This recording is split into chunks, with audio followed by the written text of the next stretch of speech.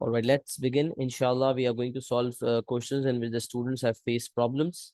So, starting from question number 16. सबसे पहले कह रहा है फैक्टराइज ax minus bx. अच्छा, किसी स्पेसिफिक पार्ट में अगर मसला बोला गया तो I am going to cover the entire question, right?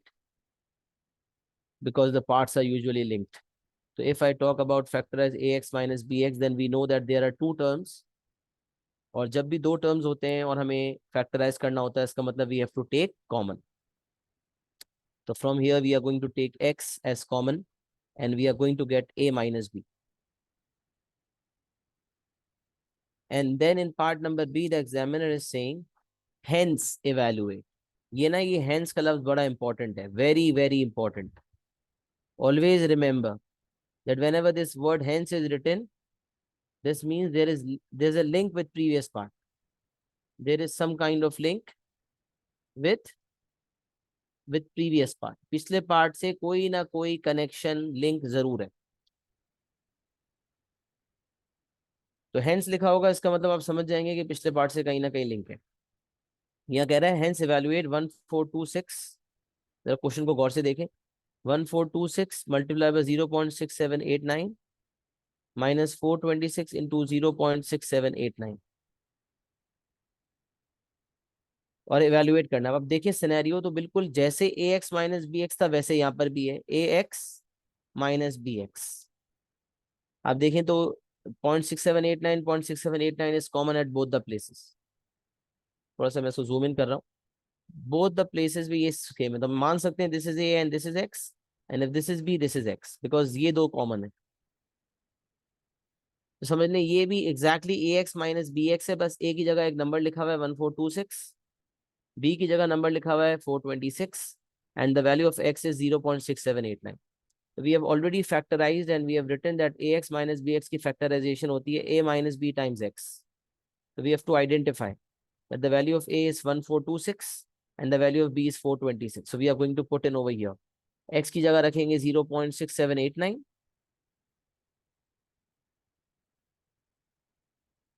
तो a की जगह पे हमारे पास आ जाएगा 1426 और b की जगह आ जाएगा 426. अब देखिए कितना सिंपल हो गया. पेपर 1 का सवाल है, पूरी वर्किंग शो करनी है, विदाउट कैलकुलेटर करना है for O levels and for IGCSE students. जब भी मैं कहूँ ना विदाउट कैलकुलेटर तो आईजीसीएसई वाले समझ जाएं कि भाई हमारा कैलकुलेटर तो अलाउड नहीं है, but there are few questions जिसके अंदर हमें पूरी डिटेल में वर्किंग शो करनी पड़ती है और लिखा हुआ होता है कि विदाउट यूजिंग अ कैलकुलेटर. तो बस सारे स्टेप्स शो करने की नियत करके विदाउट कैलकुलेटर ही आप भी करें इंशाल्लाह. तो अगर हम यहाँ पर देखें तो 1426 माइनस 426 ए माइनस था, एक्स टाइम्स ए माइनस बी था ना. एक्स की वैल्यू 0.6789 आ गई है, ए 1426 हो गया, बी 426 हो गया. तो हमने उसी को फॉलो किया जो ऊपर हमने फैक्टराइजेशन की थी. अगर लेट सपोज नहीं भी की हुई ऊपर फैक्टराइजेशन, ये इंडिपेंडेंट पार्ट है, इवेल्युएट लिखा हुआ है, तो भी आप देखेंगे जब दो नंबर सब्ट्रैक्ट हो रहे हो, यहाँ से एक और चीज आपके सामने ये आती है कि चलें ये पार्ट होता ही नहीं, ये एक अकेला अकेला पार्ट होता. This was the only part and it was written evaluate 1426 times 0.6789 minus 0.426 times 0.6789. तो always remember that when two numbers are being subtracted, एक प्रोडक्ट है प्रोडक्ट 1, एक दूसरा प्रोडक्ट है प्रोडक्ट 2 एंड दोनों सब्ट्रैक्ट हो रहे हैं, तो इसका मतलब उन दोनों में से मैं कॉमन नंबर को कॉमन ले लूंगा. तो जो कॉमन नंबर यहाँ पर नजर आ रहा है the number is 0.6789, I will take it as common and from here I'll get 1426, from here I will get 426 and I will subtract both. यही सिनेरियो बनना है. 0.6789 will be taken as common and we'll get 1426 minus 426. अच्छा 1426 में से 426 minus कर दें तो 1000 बच गया. तो 0.6789 को अगर मैं 1000 से मल्टीप्लाई कर दूं तो आई विल गेट 678.9. 678.9. ये बात हमें पता है किसी डेसिमल नंबर को अगर हम नंबर्स ऑफ जीरो किसी नंबर से मल्टीप्लाई करते हैं 10 से 100 से 1000 से, तो नंबर में जितने जीरोज हैं डेसिमल उतना आगे शिफ्ट हो जाएगा, राइट? तो अगर हम उस हिसाब से देखें तो 3 जीरोज हैं, इसका मतलब decimal will shifted 3 units, right?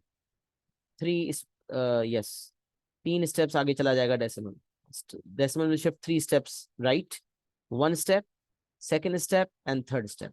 तो ये 8 के बाद डेसिमल आ जाएगा, 1, 2 और 3, डेसिमल हो गया 678.9। सही है, तो this will be my final answer. ये आपका 16 का पार्ट नंबर बी हो गया। I hope everyone is clear with this. Acknowledge करते रहा करें, बता दें सब क्लियर है।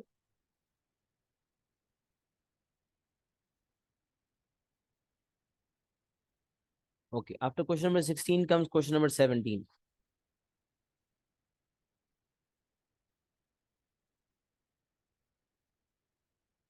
सिंप्लीफाई, पार्ट नंबर ए में कह रहा है सिंप्लीफाई, तो ये इंडाइसिस से लिंक्ड है।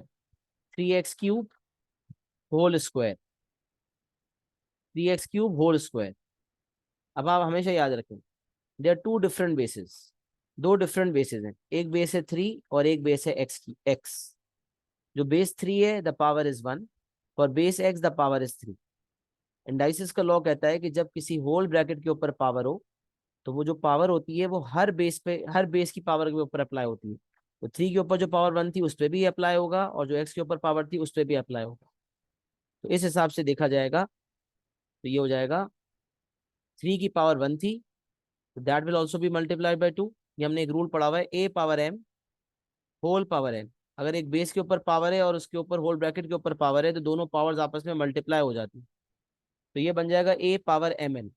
सिमिलरली 3 की पावर 1 है, तो ये पावर 2 जो बाहर है वो 3 वाली पावर पे भी अप्लाई होगा, मल्टीप्लाई बाय x³। मल्टीप्लाई लिखना जरूरी नहीं है, खाली x³ भी लिख सकते थे, x है पावर 3 है, that will also be multiplied by 2। यहाँ से 3 पावर 2 जो है वो हो जाएगा 9, और x पावर हो जाएगा 3 into 2 6। You will get 9x power 6।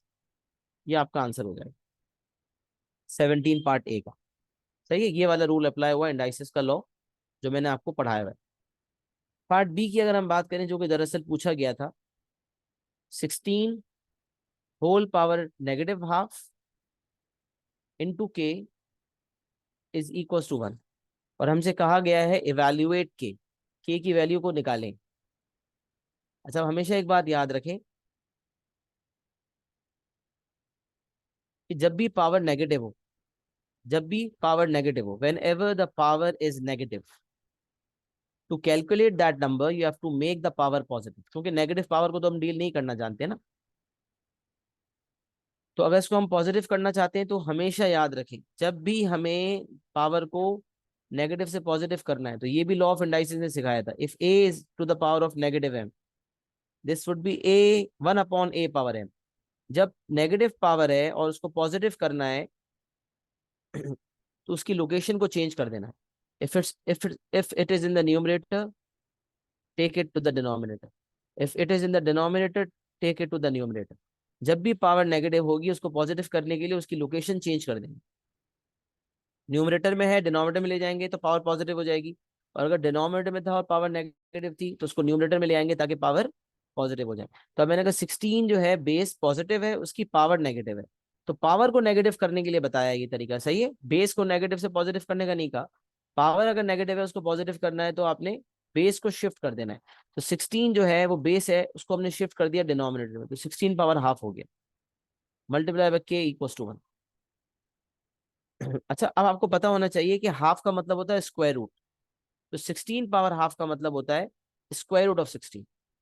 तो 16 पावर हाफ को अगर आप लिखना चाहते हैं, तो मैंने लिखने का तरीका वैसे भी बताया था, it's 16 to the power of 1, and 2 का मतलब डिनोमिनेटर, जब whenever the power is a fraction, a power m upon n। तो ये जो a पावर m है डायरेक्टली अप्लाई होती है, और जो n होता है उससे रूट खुलता है। और इसको लिखने के दो तरीके होते हैं, root n root a whole whole power m, दोनों तरीके से कर सकते हैं। तो यहाँ पर क्योंकि पावर 2 है, तो स्क्वायर रूट खुलेगा, और 16 की पावर 1 है, जो कि 16 के ऊपर रखी जाए या होल ब्रैकेट के ऊपर रखी जाए एक ही बात है, और रूट ऑफ 16 होता है 4। अच्छा, इसको इस तरह भी डील कर सकते हैं, because 16 is a perfect square, तो 16 की जगह 4 स्क्वायर लिखकर उसके ऊपर whole power half, 2 into half, powers multiply होती हैं इस रूल के तहत। तो a 4 power 2 whole power half है, 2 2 कट गया, 4 बच गई। अल्टीमेटली यहाँ से जो वैल्यू बचेगी दैट इज 4। मैंने साइड पे वर्किंग करके दिखाई ताकि ओरिजिनल वर्किंग से चीजें मिक्स ना हो। तो 1/16 पावर हाफ इज 1/4 इंटू के इक्वल्स 1। और फिर नॉर्मल मैथ्स कहती है कि 4 will be cross multiply and the value of के विल बी 4। अभी एरोज ऐसी बात है, ये मैंने आपके समझाने के लिए बनाया है, आपको बनाने की जरूरत नहीं है। द आंसर ऑफ के विल बी 4। सही है, ये मैंने डिटेल में जाके आपका क्वेश्चन नंबर 17 बता दिया। 9x⁻6 आपका ऊपर का आंसर था और k इक्वल टू 4 नीचे का आंसर था। मुझे बताएं, यहाँ तक क्वेश्चन 17 भी सबको क्लियर है? किसी को भी किसी भी स्टेप में डाउट हो तो वो बता दिया करें, सही है। मैं अपनी इस्तेताद के मुताबिक सही तरीके से डिलीवर कर देता हूँ। But if you think that something is not that clear, please do let me know and I will definitely make it more clear to you, इंशाल्लाह।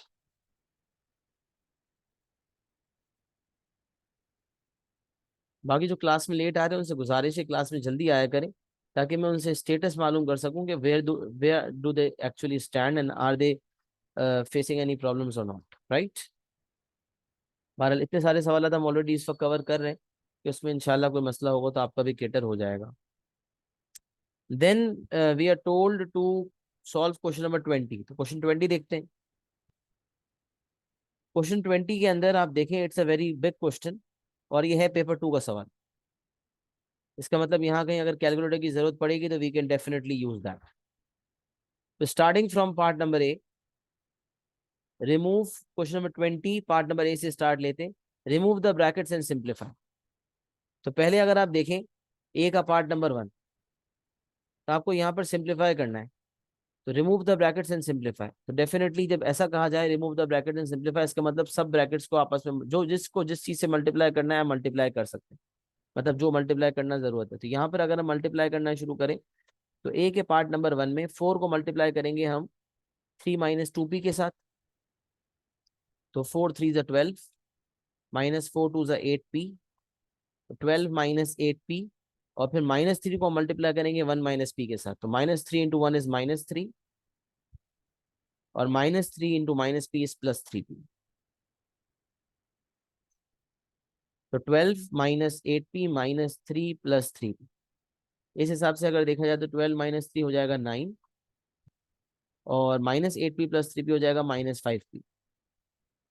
The final answer of A part 1 will be 9 - 5p। अब देखिए मैंने brackets को remove कर दिया और उसको simplify कर दिया, तो ए पार्ट 1 का ये मेरा आंसर आ गया।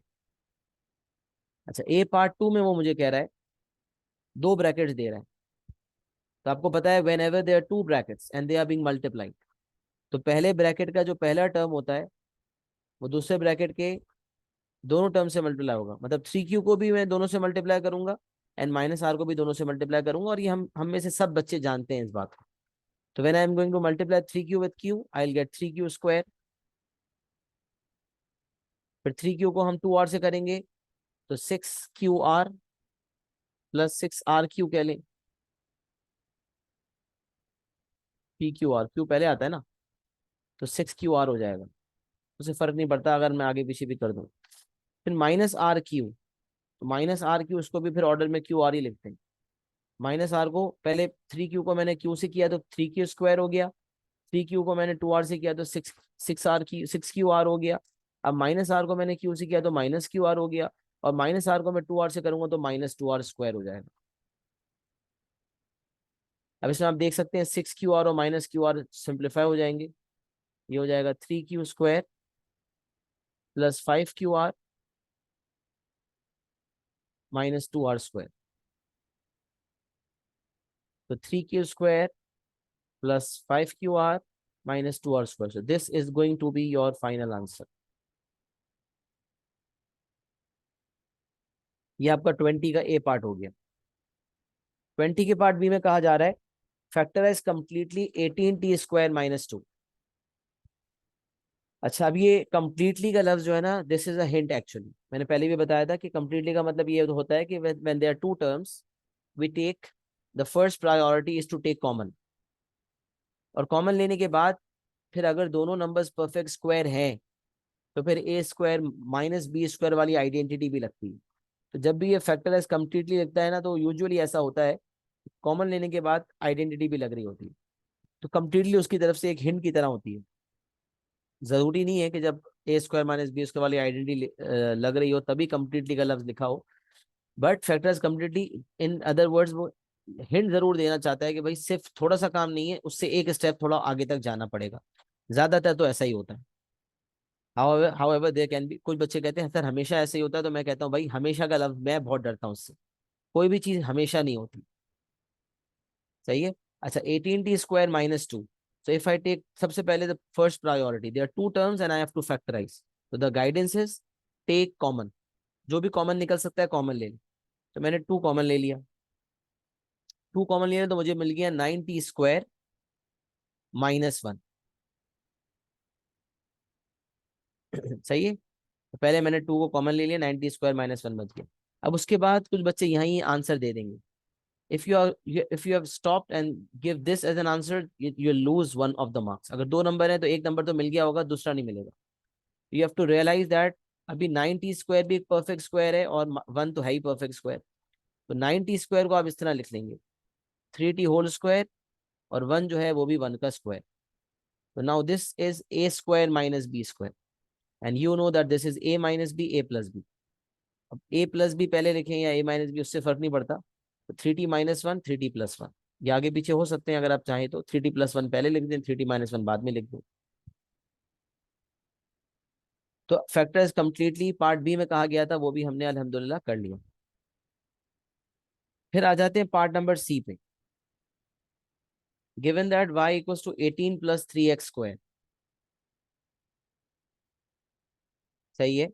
और पार्ट नंबर 1 में मुझे कह रहा है find the value of y when x is -2। तो ये तो बहुत ही सिंपल है, इसमें बस आपने वैल्यूज इनपुट करनी है। तो पार्ट नंबर 1 में 18 + 3x² है। x की जगह आपने -2 डालना है और उसका स्क्वायर कर देना। 18 + 3 टाइम्स -2 का स्क्वायर। अच्छा, अब पेपर 2 का सवाल है, इसका मतलब आप कैलकुलेटर उठा सकते हैं। फिर भी अगर छोटी सी कैलकुलेशन है मैनुअली कर लें तो क्या मसला है। वैसे अगर एग्जाम में पेपर 2 में आएगा तो आप कैलकुलेटर से ही करेंगे ताकि सेफ साइड पर है। बट मैनुअल कैलकुलेशन ईजी है। यहाँ पर -2 का स्क्वायर 4 होता है, 4 × 3 = 12 एंड 18 + 12 इज 30। अब कैलकुलेट भी कर लें, आपका आंसर 30 आएगा।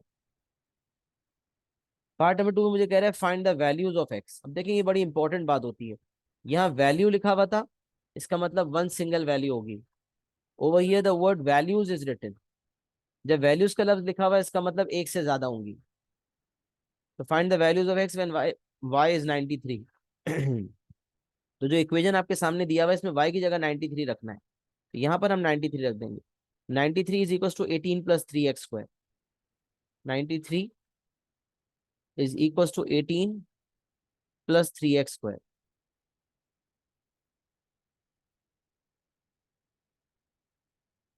अब आप 93 - 18 कर दें, यहाँ पर आपका 75 आ जाएगा। 75 इक्वल टू 3x² हो जाएगा। फिर 3 को आप क्रॉस मल्टीप्लाई करेंगे, 75 डिवाइड बाई 3 जो है आपका 25 हो जाएगा। तो x² जो है वो 25 के बराबर हो जाएगा। और फिर आप जब स्क्वायर रूट लेंगे दोनों तरफ तो आपका आंसर आ जाएगा 5।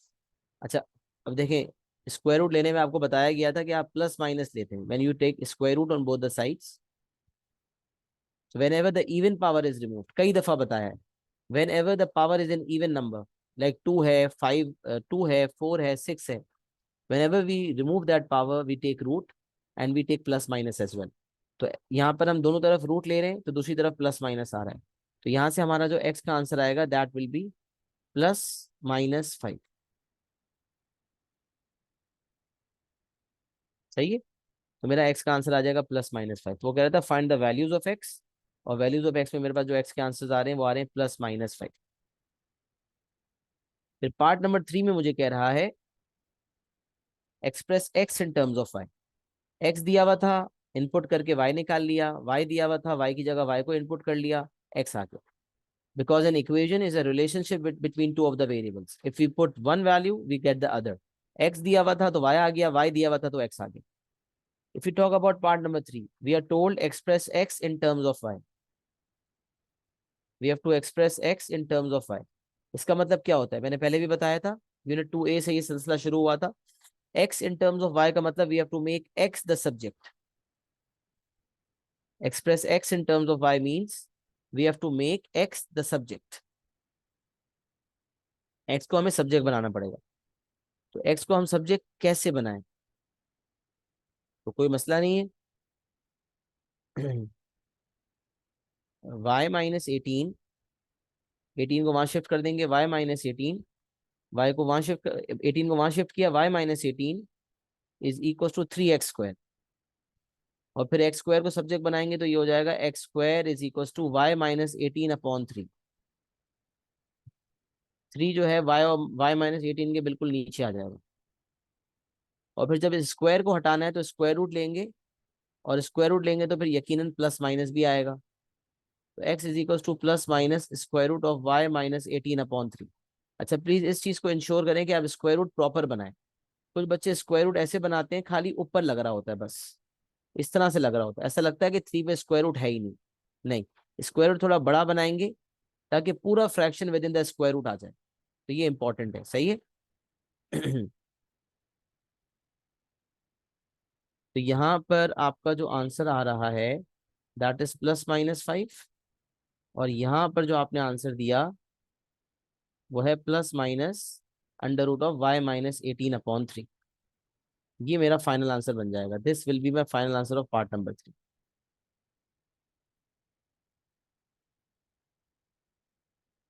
सही है, ये थोड़ा सा मैं इसको नीचे शिफ्ट कर देता हूँ।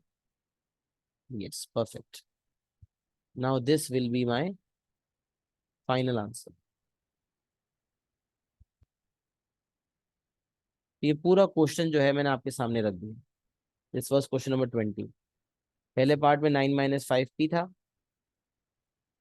फिर 3q² plus 5qr minus 2r square था। फिर 2 times 3t plus 1 3t minus 1 था। फिर y की वैल्यू आई थी 30। फिर x का आंसर आया था +-5। और फिर यहाँ पर x का आंसर दिया हुआ है +-1/3 टाइम्स y-18। एक ही बात है, y-18/3 कह लें या 1/3 टाइम्स y-18 कह लें, this is the same thing. लिहाजा ये सारे आंसर्स हमने चेक कर लिए। अल्हम्दुलिल्लाह पूरा सवाल हमारा मुकम्मल है, और आंसर्स भी हमने एहतियातन मैं आंसर्स चेक कर लेता हूँ कि ऐसा ना हो कि ह्यूमन एरर हो जाए ना, तो फिर कोई चीज़ आप गलत कॉपी करके गलत समझ लें, इसलिए मैं एहतियातन आंसर जरूर चेक करता हूँ।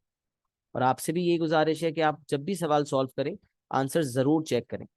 अब मुझे बताएं कि यहाँ तक बात सबको समझ आ गई है? Is it clear to everyone till here? Question number 20 तक।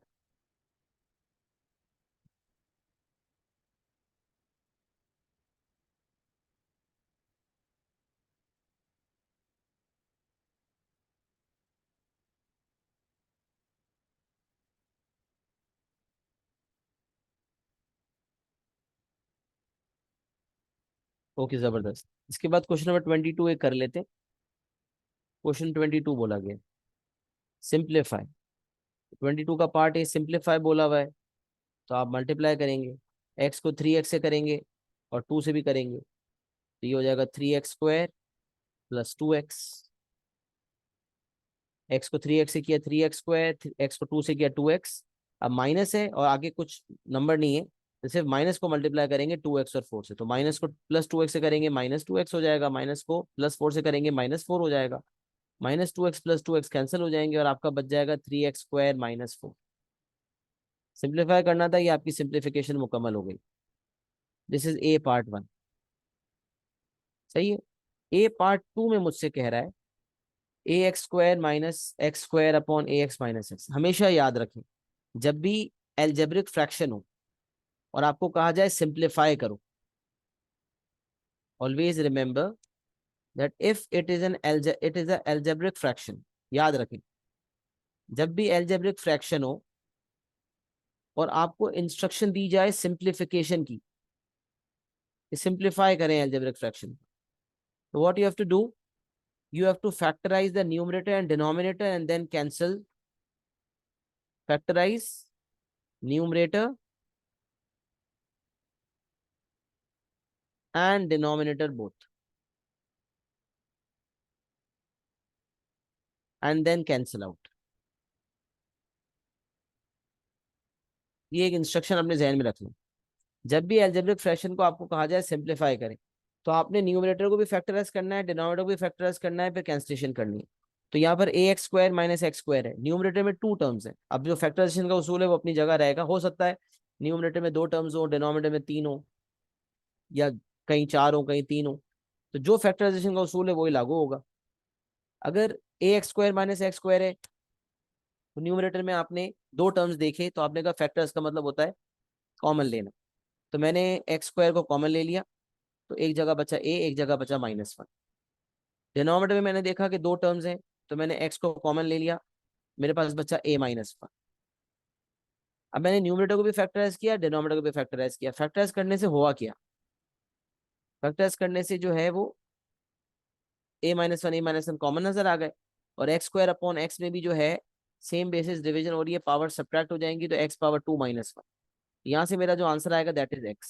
सिंप्लीफाई होने के बाद सिर्फ x बचा मेरे पास। तो हमने क्या किया, सिंप्लीफाई में न्यूमरेटर अलग फैक्टराइज हुआ, डिनोमिनेटर अलग फैक्टराइज हुआ। उसके बाद जैसे हमने दोनों को फैक्टराइज किया तो हमने खुद देखा कि कुछ कैंसिलेशन हो रही थी, कैंसिलेशन की और सिंप्लीफाई कर दिया। फिर हम अगर पार्ट नंबर बी देखें, फैक्टराइज कंप्लीटली, देखिए फिर वही इंस्ट्रक्शन है, फैक्टराइज कंप्लीटली। तो पहले 2 टर्म्स थे, कॉमन लेना था, तो X square minus 7 7 49, 7 8 56, 7 9 63, x square -9 हो गया। फिर कंप्लीटली एक हिंट होती है बेसिकली ये बताने के लिए कि इसके बाद भी कुछ होगा, तो यही हिंट थी, इसको हमने आइडेंटिफाई किया, ये एक्स स्क्वायर -3 स्क्वायर है, ए स्क्वायर माइनस बी वाली आइडेंटिटी लग गई। X square -3 square is x-3 x+3, and this will be your final answer. अल्हम्दुलिल्लाह हमने क्वेश्चन नंबर 22 को भी मुकम्मल सॉल्व कर लिया। एक दफा आंसर भी चेक कर लेते हैं।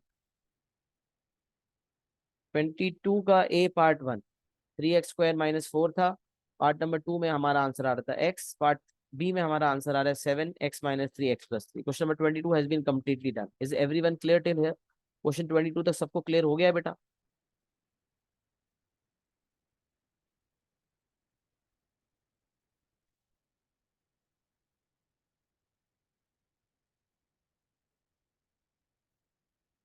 चले अल्हम्दुलिल्लाह everyone is clear till here. चले जी, let's move forward, and we have done till question number 22. After that we have to do question number 23. तो क्वेश्चन नंबर 23 देखते हैं। हाँ जी, क्वेश्चन 23 में सबसे पहले पार्ट नंबर ए में हमसे कहा जा रहा है solve the equation giving your answers correct to 2 decimal places. अब आपको पता है कि इक्वेशन सॉल्विंग के हमारे पास 3 method. Method number 1 is factorisation, लेकिन जब हम देखेंगे ना कि हमें कहा जाएगा giving your answer correct to 2 decimal places, तो हम ये चीज को ऑब्जर्व करेंगे कि जब इस तरह का मामला आएगा तो उस केस के अंदर फैक्टराइजेशन नहीं हो पा रही होगी, and then we will have to either complete the square or use the quadratic formula. But usually हम कंप्लीटिंग द स्क्वायर नहीं फॉलो कर रहे होते। कंप्लीटिंग द स्क्वायर का एक मेथड मैंने आपको डिटेल में सिखाया था, कंपेयरिंग कोएफिशिएंट मेथड। उसके अलावा मैंने एक मेथड जो है वो अपलोड भी किया है, पूरा कंप्लीटिंग द स्क्वायर मेथड के नाम से पूरा एक मेथड है। दूसरा मेथड वो मैंने उसकी वीडियो लेक्चर अपलोड की है, उसको भी जरूर देखिएगा ताकि आपको उसका दूसरा मेथड भी पता चल जाए, क्योंकि एट टाइम्स वो बहुत ज्यादा एफिशिएंट होता है, राइट। और उसके भी अपने पास नोट्स बना लीजिएगा। अच्छा, क्वेश्चन 23 के अंदर जब उसने ये कहा ना 2 डेसिमल प्लेसेस में दे, तो हम समझ गए कि यहाँ पर तो मिडिल टर्म ब्रेकिंग यानी कि फैक्टराइजेशन नहीं होने वाली। तो अब एक ऑप्शन हमारे पास होगा कि हम कंप्लीटिंग द स्क्वायर करें, और दूसरा ऑप्शन क्वाड्रेटिक फॉर्मूला। सबसे बेस्ट यही है कि हम क्वाड्रेटिक फॉर्मूला का इंतखाब करें। उसके लिए the only thing is we need to remember and memorise the quadratic formula. The quadratic formula is -b plus minus square root of b square -4ac upon 2a। ये पहली चीज है। सबसे पहली चीज क्या है कि ये क्वाड्रेटिक फॉर्मूला जहन में हो। अगर इसको याद करने में गलती हो गई तो फिर मार्क्स सारे के सारे चले गए। ये बात याद रखो, 3 मार्क्स नॉर्मली 3 to 4 मार्क्स का ये सवाल होता है। करंटली मैं रीसेंट पेपर्स में भी देख लेंगे तो 3 नंबर का ये सवाल जरूर आता है, ओ लेवल्स में भी आता है, आईजीसीएसई में भी आता है।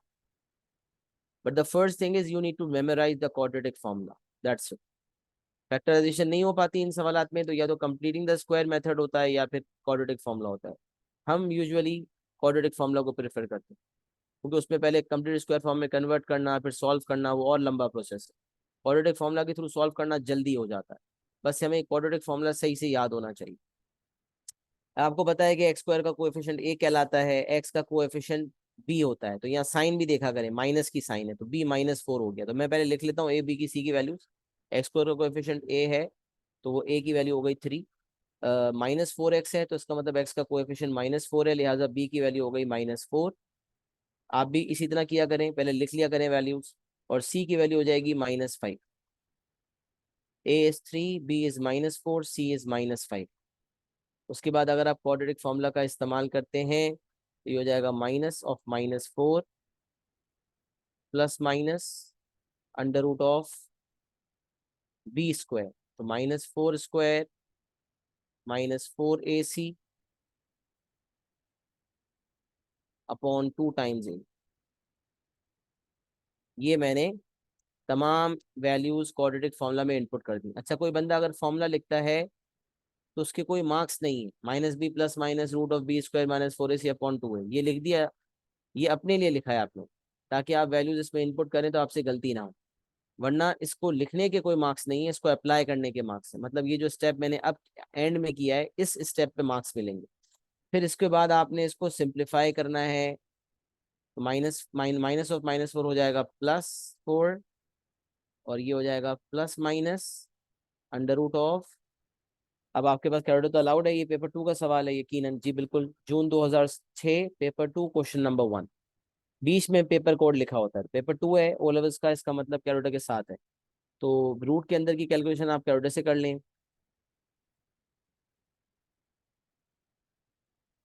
यहाँ से आपके पास आंसर आ जाएगा 76/6। अच्छा, रादर देन प्लस माइनस देखिए, आप पहले ही इसको दो में स्प्लिट कर दें।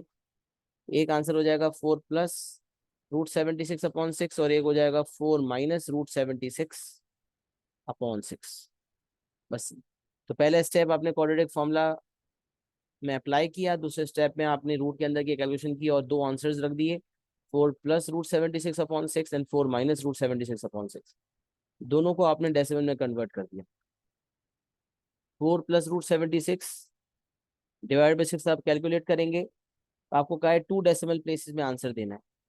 तो मेरा मशवरा हमेशा ये होता है कि अगर मांग आंसर जिस एक्यूरेसी में मांगा है उससे 2 एक्यूरेसी ज़्यादा पे आप वर्किंग करें। तो 2.1196 पहले आपने ये लिखा, और फिर उसके बाद आप कैलकुलेटर को ही देखकर, कैलकुलेटर की वैल्यू को ही देखकर 2 डेसिमल प्लेसेस में कन्वर्ट कर दें, तो आपका आंसर आ जाएगा 2.12। सही है। और दूसरा आंसर अगर आप निकालेंगे तो 4 - √76 डिवाइडेड बाई 6, ये हो जाएगा -0.7863। और यहाँ से अगर आप राउंड ऑफ करते हैं तो -0.79। अब देख सकते हैं, आपको कहा था giving your answers correct to 2 decimal places, हमने दोनों आंसर्स 2 डेसिमल प्लेसेस में दे दिए। ये बात आपको पता है कि अगर हमें सेकंड डेसिमल प्लेस पे रुकना है तो सेकंड डेसिमल प्लेस ये वाला होता है, ये 1 ही रहेगा या ये 2 हो जाएगा, इसका दारोमदार अगले डिजिट पर होगा। अगला डिजिट अगर 5 या उससे बड़ा है तो ये 1 2 बन जाएगा, जैसे कि हमने बनाया। इसी तरह यहाँ पर 2 सेकंड डेसिमल 8 है, इसके बाद जो नंबर है दैट इज 6 विच इज 5 और ग्रेटर देन 5। तो इसका मतलब ये 8 जो है वो 9 हो जाएगा। और हमारे दोनों आंसर्स हमने 2 डेसिमल प्लेसेस में दे दिए। तो ये यहाँ पर यूज ऑफ क्वाड्रेटिक फॉर्मूला का इस्तेमाल करना था। You should have use the quadratic formula to solve this, right. तो ये आपका सवाल मुकम्मल हो गया। जी जनाब, क्या ख्याल है, समझ आ रहा है? 23 का पार्ट ए सबको क्लियर है? एक्नॉलेज करें जरा।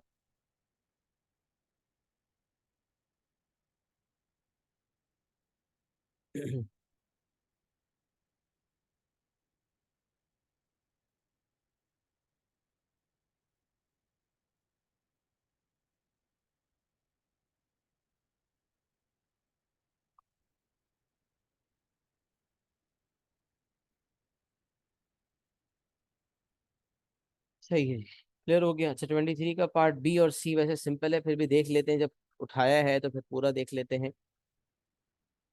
Remove the brackets and simplify, तो ये तो बिल्कुल ही आसान है। 3a - 4b होल स्क्वायर अगर डील करना है तो 3a - 4b को या तो 2 दफ़ा लिख दें और 2 ब्रैकेट्स को मल्टीप्लाई कर दें, या फिर आपको पता है ये a - b होल स्क्वायर से एक्सपैंड होता है। तो ये हो जाएगा ए स्क्वायर यानी कि 3a का square minus 2ab, 2 × 3a × 4b, और एंड में होगा प्लस 4b का होल स्क्वायर। तो 3a का होल स्क्वायर हो जाएगा 9a स्क्वायर, और 2 × 3 हो जाएगा 6, 6 4 24, माइनस 24ab, और फिर प्लस 4b स्क्वायर है तो प्लस 4 का स्क्वायर हो जाएगा 16, और b का स्क्वायर हो जाएगा 16b स्क्वायर। तो ये हो जाएगा 9a square minus 24ab plus 16b square. ये आपका पार्ट नंबर बी हो गया।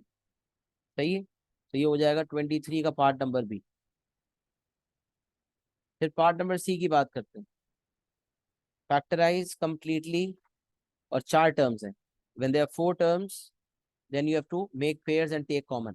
तो 12 + 80 जो है इसमें से भी पेयर कॉमन लेंगे। ये एक पेयर 12 + 80 का हो गया। अगर डायरेक्टली कॉमन ना निकल रहा हो, पेयर ना बन रहा हो, तो मैंने स्वैपिंग सिखाई है। ये बीच वाले 2 टर्म्स को स्वैप कर दें, या आखिरी पहले और आखिरी को स्वैप कर दें, सब हो सकता है। बहरहाल यहाँ पर कॉमन निकल रहा है डायरेक्ट, तो मैंने पहले 2 का पेयर बना लिया, दूसरे 2 का पेयर बना लिया, आखिरी 2 और पहले 2। 12 + 80 में हमें 4 कॉमन निकलता हुआ नजर आ रहा है। 4 को कॉमन लिया तो ये हो जाएगा 3 + 2t। और अगर हम आगे जाते हैं तो हमें -y कॉमन लेता हुआ नजर आ रहा है। -y कॉमन लेंगे तो यहाँ बचेगा +3, और आगे बचेगा +2t। 3 + 2t जो है हमें यहाँ भी नजर आ रहा है, वहां भी नजर आ रहा है, एक स्टेप हो गया। उसके बाद हमने 3 + 2t को जो है दोनों जगह से कॉमन ले लिया, मतलब 3 + 2t दोनों जगह नजर आ रहा था, उसको लिख लिया, और दूसरी जगह हमने लिख दिया 4 - 5। यहाँ से 4 बचा, यहाँ से -5 बचा, तो ये हमारा फाइनल आंसर बन गया। सही है, तो ये मैंने आपके सामने जो है part A, part B, part C, तीनों के आंसर सामने रख दिए। यहाँ अगर आप देखें, क्वेश्चन नंबर 23 है ये। 2.12 एंड -0.79, फिर 9a² - 24ab + 16b², फिर 3 + 2t 4 - 5। सारे आंसर्स आपके परफेक्टली क्वेश्चन 23 के मैच हो रहे हैं। ये क्वेश्चन 23 पूरा मैंने आपके कदमों में रख दिया, right. Alhamdulillah, it has been fully explained. So is everyone clear with question 23, all the parts?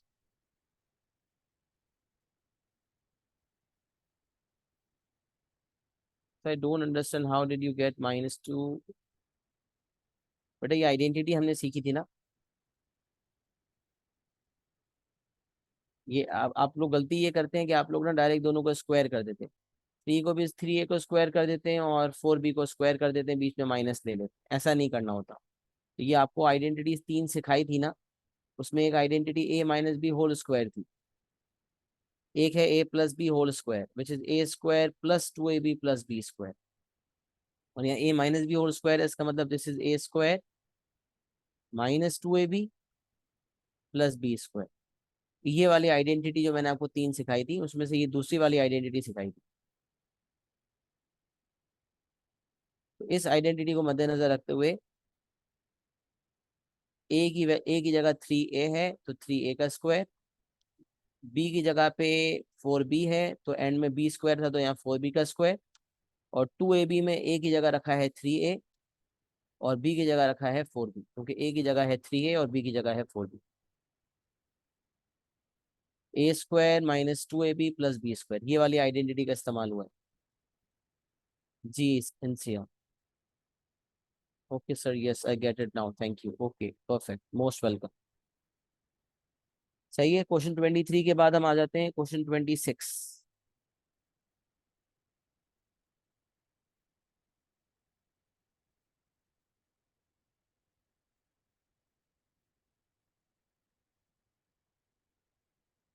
Question 26 में कह रहा है express as a single fraction in its simplest form. वैसे 26 बी पूछा गया है, बट हम करेंगे पूरा, जाहिर सी बात है। 26 express as a single fraction in its simplest form, part number A. 7/6a - 5/9a। अच्छा, मैंने आपको कहा था whenever there are algebraic fractions involved and they are being added or subtracted। बहुत ज्यादा शोर आ रहा है, just give me a minute.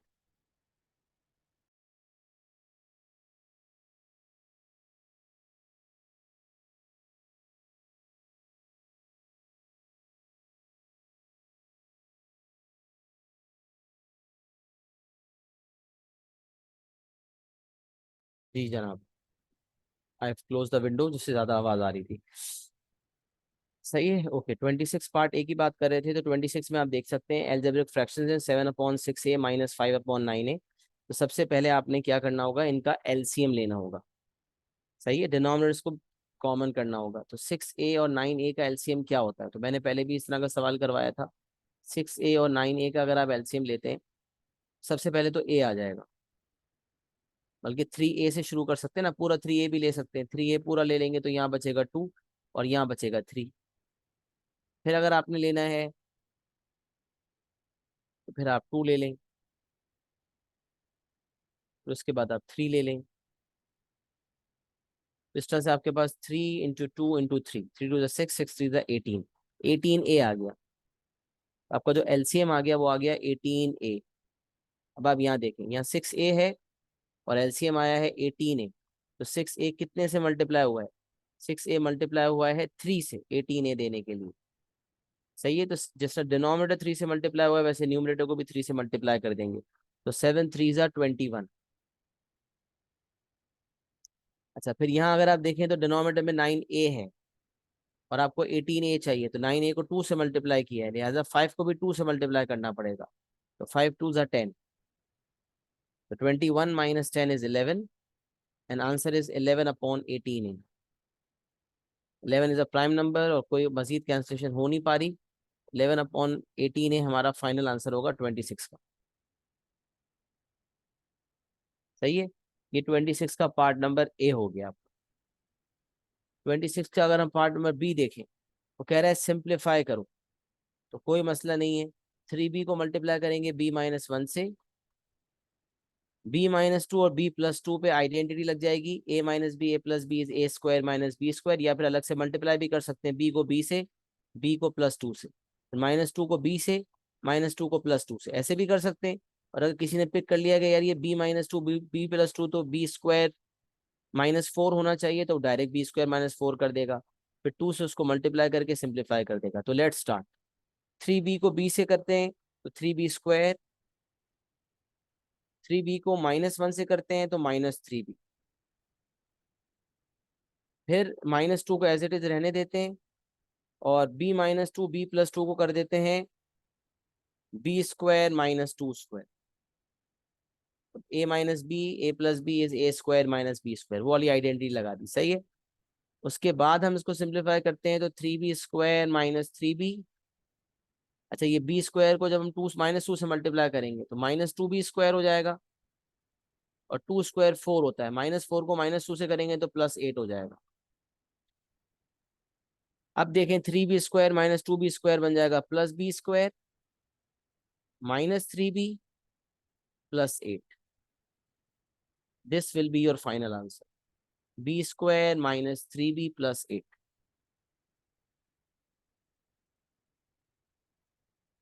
सही है, 26 का पार्ट नंबर ए और 26 का पार्ट नंबर बी, दोनों को आपके कदमों में रख दिया अल्हम्दुलिल्लाह। आंसर देख सकते हैं, 26 का पार्ट नंबर ए हमारे पास है 11/18 है, और पार्ट नंबर बी में आंसर है b² -3b +8।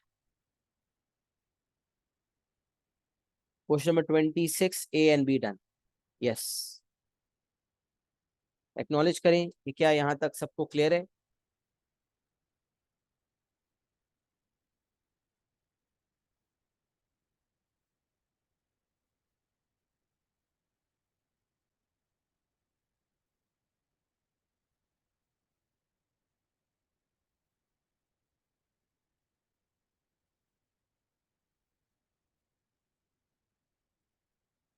ओके, अल्हम्दुलिल्लाह।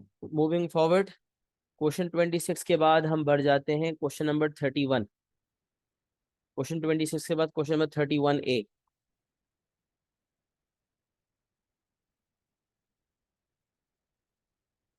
क्वेश्चन 26 के बाद है क्वेश्चन नंबर 26 इसके बाद 31 है। यस, क्वेश्चन 31 बोला गया, बिल्कुल सही। कुछ रिकॉर्डिंग में पहले भी पढ़े हुए थे, वो वहां से रेफर कर सकते हैं, यकीनन कुछ बच्चों ने रेफर किए भी हैं। अच्छा, फिर यहाँ पर वही रिक्वायरमेंट है, express as a single fraction in its simplest form. फिर वही बात है, डिनोमिनेटर में 3a और 2a, 3 and 2a। Firstly you are going to take LCM.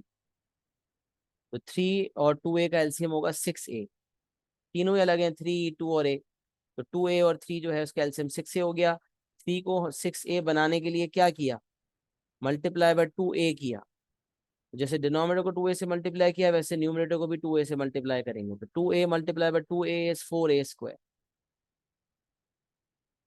Similarly हो here it is 2a and LCM जो है वो 6a है। तो यहाँ से यहाँ लाने के लिए मल्टीप्लाई बाय 3 किया, लिहाजा न्यूमरेटर को भी मल्टीप्लाई बाय 3 करेंगे। तो 3 multiply by 3 will give you 9। 4a square plus 9। और रिक्वायरमेंट क्या थी, express as a single fraction in its simplest form. बस इससे ज्यादा जो है हो नहीं सकता था। न्यूमरेटर भी सिंप्लीफाइड है, डिनोमिनेटर भी सिंप्लीफाइड है। Now previously there were two fractions, those were being added, and we have converted it into a single fraction. This is 31 part number A. 31 part number B is very simple, factorize completely. So firstly we are going to take as common, 5b common ले लिया, तो b minus 2। देखिए यहाँ completely लिखा हुआ है, तो इससे शायद ये मुराद है कि भाई सिर्फ नंबर कॉमन नहीं लेना बल्कि लेटर को भी कॉमन लेना है। तो 5 को भी कॉमन लिया, b को भी कॉमन लिया, तो b minus 2। या मजीद हालांकि कुछ और नहीं करना, लेकिन फिर भी फैक्टर्स कंप्लीटली लिखा हुआ है। हालांकि यहाँ पर ए स्क्वायर माइनस बी स्क्वायर वाला आइडेंटिटी लगने का कोई ताल्लुक नहीं है। ये जरूरी नहीं है कि कंप्लीटली में ये करना हो, जो मैंने आपको पहले बताया था कि ए स्क्वायर माइनस बी स्क्वायर वाली आइडेंटिटी लगती है। तो 4a square plus 9 upon 6a and 5b bracket b minus 2। ये आपका क्वेश्चन नंबर 31 भी मुकम्मल हो गया। I guess there was nothing difficult in this. Question number 36।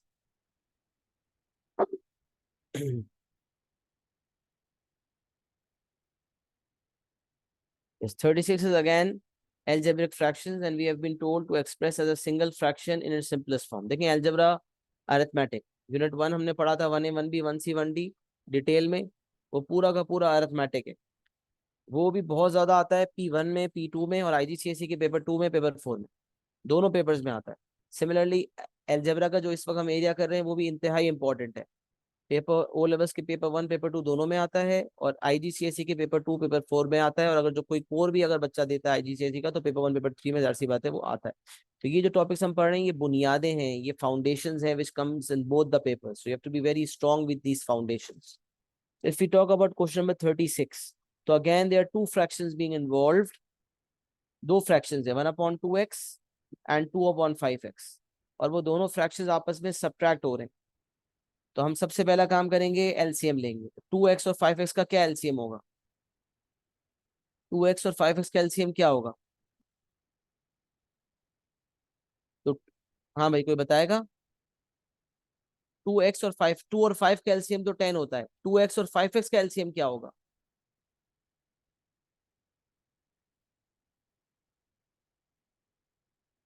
Very good, 10x होगा, जबरदस्त, सही है। अच्छा अब देखिए, 2x जो है डिनोमिनेटर में था, एलसीएम 10x है, तो कितने टाइम्स इजाफा हुआ है? आपने फौरन कहा मल्टीप्लाई बाय 5। तो जो डिनोमिनेटर में हुआ है वही न्यूमरेटर में करेंगे, 1 मल्टीप्लाई बाय 5, तो न्यूमरेटर विल बिकम 5। सिमिलरली यहाँ पर 5x है, और ये क्या बन गया है, 10x। तो ये 2 से मल्टीप्लाई हुआ है, तो 5x हैज बिकम 10x, 2 से मल्टीप्लाई होगी, लिहाजा न्यूमरेटर 2 जो है ये भी 2 से मल्टीप्लाई होगा। तो 2 मल्टीप्लाई बाय 2 इज 4। तो 5 माइनस 4 अपॉन 10x, और यहाँ से सिंप्लीफाइड फॉर्म में जो आपका आंसर बन गया that is 1 upon 10x। Now you have converted it into a single fraction, so this is going to be your answer. This was 36 part number 1. Similarly 36 part number 2 में भी यही है, single fraction में convert करना है। तो 4/x plus 7/x minus 3। अब क्या करें, x में और x माइनस 3 में कुछ कॉमन थोड़ी ना है। जब दो डिनोमिनेटर्स हों, दोनों डिनोमिनेटर्स एलजेब्रिक एक्सप्रेशंस हों, और दोनों में कुछ कॉमन ना निकल रहा हो, तो दोनों के दोनों एज इट इज एलसीएम में आ जाते हैं। तो इसका मतलब एलसीएम जब लेंगे तो LCM will be the product of x and x minus three, दोनों के दोनों एलसीएम में आ गए। देखा ना, अगर डिनोमिनेटर में 3 है और 6 है तो इनमें कुछ कॉमन है ना, मतलब तो फिर इनका एलसीएम 6 होता है।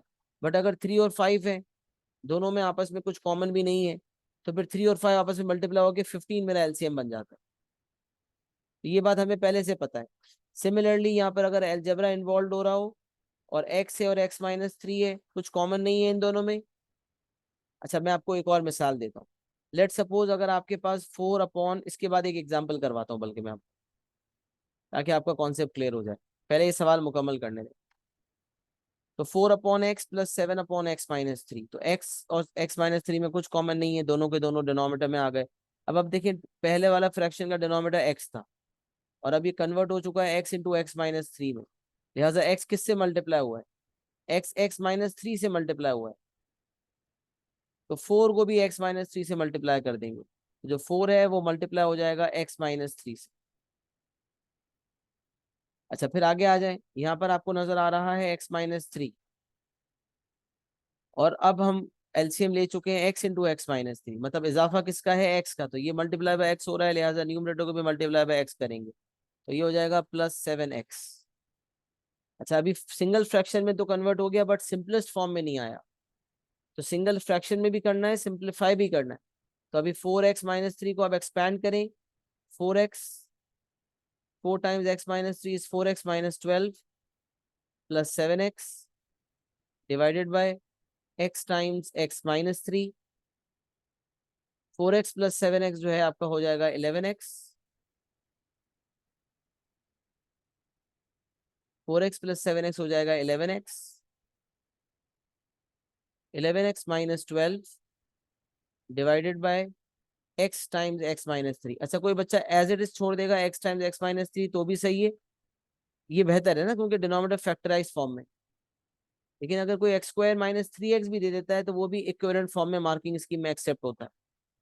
मैं आपको मार्किंग स्कीम का बता रहा हूँ, पीछे मुझे नहीं पता बुक के पीछे आंसर क्या है। मार्किंग स्कीम में 11x माइनस 12, जो हमारी कैम्ब्रिज की ऑफिशियल मार्किंग स्कीम होती है, उसमें ये दोनों पॉसिबल आंसर्स एक्सेप्टेड होते हैं। कोई डिनोमिनेटर्स को मल्टीप्लाई करके दे दे, या ऐसे ही कॉमन जैसे निकला हुआ है X X minus three factorise form में वैसे दे दे, दोनों एक्सेप्टेड होंगे। दोनों आपके ओ ई कहलाएंगे, दे आर इक्विवेलेंट आंसर्स। ओ ई मतलब मार्किंग स्कीम में क्या लिखा हो, ओ ई मतलब इक्विवेलेंट आंसर्स है। तो ये दोनों आंसर्स इक्विवेलेंट हैं एक दूसरे के, लिहाजा दोनों एक्सेप्ट होंगे। सही है, तो यहाँ से अगर हम आंसर देख लें, ये हमारा क्वेश्चन नंबर 36 है। तो यहाँ 1/10x लिखा हुआ है और यहाँ 11x minus 12 divided by x times x minus three. पहला वाला आंसर लिखा हुआ है, बट मैं आपको मार्किंग स्कीम का बता रहा हूँ कि मार्किंग स्कीम जो कैम्ब्रिज की ऑफिशियल होती है, whether it is IGCSE paper और ओ लेवल पेपर 4024 और 0580, and both they are two equivalent answers given. तो वैसे जब पहली फॉर्म में आंसर आ चुका है तो मुझे दूसरी फॉर्म में ले जाने की क्या जरूरत है? पहली फॉर्म में आंसर छोड़ दूंगा। लेकिन मैं सिर्फ नॉलेज वाइज बता रहा था कि मल्टीप्लाई करके भी दे दें तो सिंपलेस्ट फॉर्म में भी कहलाएगा, और एज अ सिंगल फ्रैक्शन तो वो है ही। क्वेश्चन 36 के बाद मैंने आपको कहा, मैंने एक एग्जाम्पल आपको करवाना है एक चीज बताने के लिए। तो अगर मैं यहाँ से एक एग्जाम्पल बना के दूं, 4/x minus three whole square plus 7/x minus three. यहाँ कुछ बच्चे गलती क्या करते हैं, बच्चों को पता नहीं किसने बताया हुआ होता है कि वो क्रॉस मल्टीप्लाई कर रहे होते हैं। मतलब यहाँ भी उनका उसूल इस तरह होता है कि 4 को x माइनस थ्री से मल्टीप्लाई कर दो, 7 को x से मल्टीप्लाई कर दो। तो दरअसल देखें तो हो यही रहा है, 7x से मल्टीप्लाई हो रहा है और 4x माइनस थ्री से मल्टीप्लाई हो रहा है। बट ये सोचने का तरीका सही नहीं है कि क्रॉस मल्टीप्लाई कर देते हैं। This is not the right way of thinking. Right way क्या है कि वी टेक एलसीएम। ये मैं इसलिए बता रहा हूँ, ये चीज मैं गलत चीज बताता भी नहीं कभी, लेकिन बच्चे ये गलत चीज कर रहे हैं और कुछ टीचर्स बता रहे हैं, क्या है मुझे नहीं पता।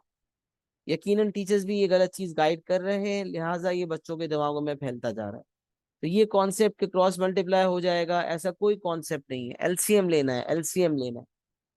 वो चीज जो बच्चा वहां वो गड़बड़ करता है, ये वो चीज यहाँ पर सामने आती है, 4 को x माइनस थ्री से या 7 को x माइनस थ्री, इन दोनों को मल्टीप्लाई करने की कोशिश करता है, यहाँ गड़बड़ हो जाती है। तो इसीलिए कॉन्सेप्ट क्या कह रहा है कि पहले आपने एलसीएम लेना है। You always have to take LCM. तो x माइनस थ्री का स्क्वायर है और x माइनस थ्री है, एलसीएम क्या होगा आपका? अब देखिए मैंने कहा था इन दोनों में अगर कुछ कॉमन ले लिया जा सकता हो तो एज इट इज दोनों का प्रोडक्ट नहीं लेंगे। x-3 का स्क्वायर और x-3 as it is denominator में नहीं आएंगे। x and x-3 both were different, there was nothing common, तो दोनों का प्रोडक्ट मैंने डिनोमिनेटर में ले लिया। बट यहाँ पर ऐसा नहीं होगा। x-3 और x-3 का स्क्वायर, इनमें कुछ कॉमन निकल रहा है, वो क्या है? x-3 है, तो x-3 वन जा, और यहाँ x-3 एक x-3 से निजात हो गई। जैसे अगर 2 और 4 है तो 2 लेने पे 2 भी डिवाइड हो रहा है और 4 भी डिवाइड हो रहा है, तो 4 को भी 2 बनाएंगे। सिमिलरली यहाँ x-3 कॉमन लेने, x-3 जब मैंने मल्टीपल दोनों का कॉमन फैक्टर लिया है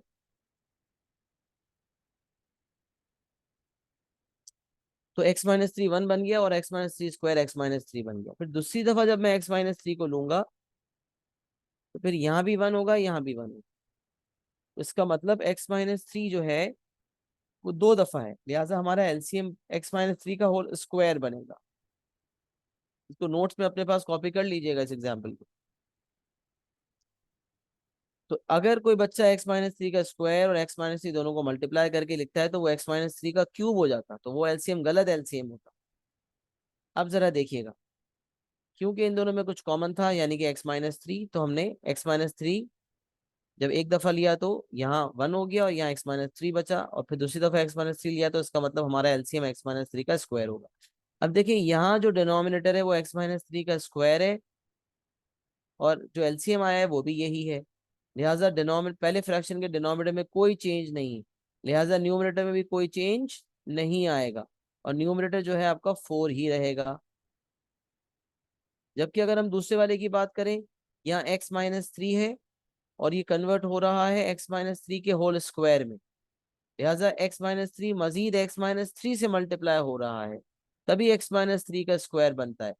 दैट इज वाई ये जो 7 न्यूमरेटर में नजर आ रहा है, इसके इसके साथ भी 7, इस 7 के साथ भी मैं +7 लिखूंगा और उसको भी x-3 से मल्टीप्लाई कर दूंगा, क्योंकि डिनोमिनेटर x-3 से मल्टीप्लाई हो रहा है, लिहाजा न्यूमरेटर को भी x-3 से मल्टीप्लाई करूंगा। फिर आप यहाँ पर सिंप्लीफिकेशन कर सकते हैं, तो 4+7x -21 डिवाइडेड बाय x-3 का होल स्क्वायर। और यहाँ से अगर आप देखें तो 7x -21 +4 इज 7x -17, 4 -21 -17 होता है 7x -17 डिवाइडेड बाय x-3 का स्क्वायर। ये आपका फाइनल आंसर बनेगा। ये मैंने एक एग्जांपल खुद से करवा दिया ये बताने के लिए, कभी इस तरह का सर्कमस्टांसेस हो जिसमें डिनोमिनेटर में भी कुछ कॉमन हो, तो फिर ऐसा नहीं है कि दोनों को एज इट इज मल्टीप्लाई करवा के एलसीएम ले लेते हैं, बल्कि देखना पड़ता है कि एलसीएम क्या होगा।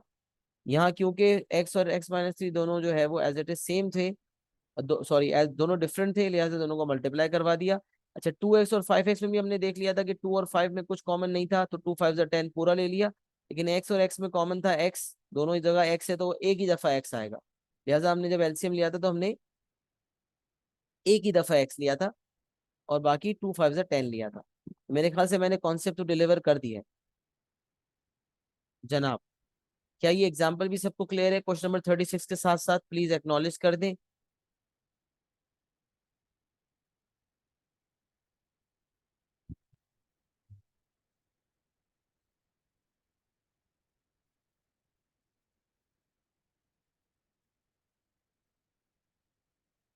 देखो इनसे अब मसला क्या है,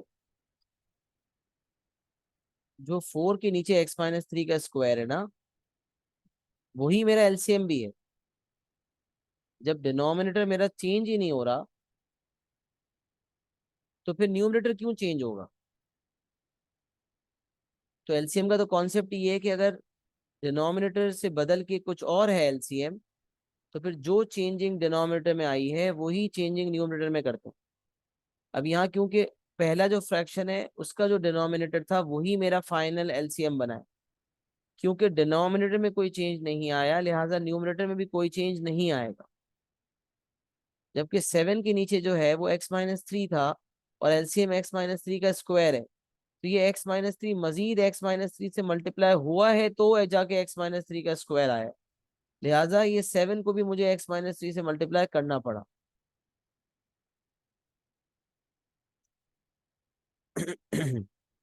सही है, चलें इनसे को क्लियर हो गया अल्हम्दुलिल्लाह।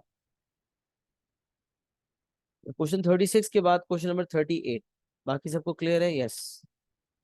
नवार आपका कोई रिस्पांस नहीं आ रहा, नवार आपको क्लियर है या नहीं है? चैट पे आपने कोई पार्टिसिपेशन नहीं की भी। और अब्दुल रहमान ने भी कुछ नहीं कहा। Abdul Rahman, what about you, are you getting clear or not with all the concepts? Please acknowledge करें। आपने बहुत सारे सवाल इसमें से बोले हुए हैं जिसको मैं कवर अप करवा रहा हूँ। अगर आप ही एक्नॉलेज नहीं करेंगे तो फिर मुझे क्या लगेगा? एक्नॉलेजमेंट जरूरी है जी। हंसा की भी एक्नॉलेजमेंट नहीं आई थी। Rest, yes, okay, 1 2 3 4 5 6। Okay perfect, चले। सबने एक्नॉलेज करना जरूरी है। 36 के बाद मुझे बोला गया क्वेश्चन नंबर 38।